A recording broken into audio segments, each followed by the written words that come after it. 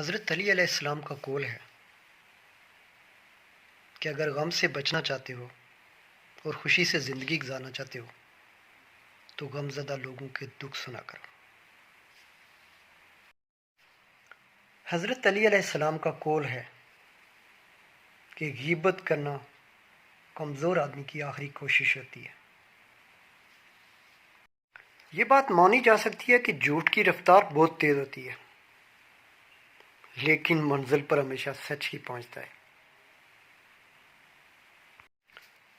زندگی میں آپ کے کردار کو چوک میں ہی کیوں نہ لٹکا دیا جائے۔ یہ بات ذہن میں رکھیں کہ عزت اور ذلت صرف خدا کے ہاتھ میں ہے۔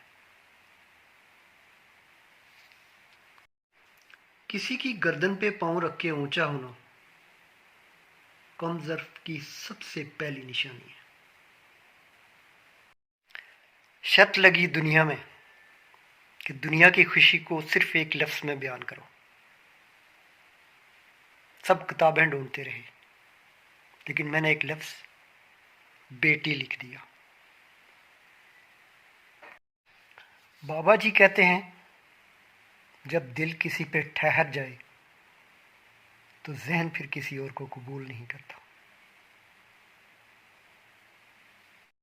تکبر انسان کو رسوا کر کے چھوڑتا ہے، خواہ وہ طاقت کا ہو، دولت کا ہو، حسب نسب کا ہو، علم کا ہو، رتبے کا ہو، حتیٰ کہ تقوی کا بھی ہو، تباہ کر دیتا ہے انسان کو۔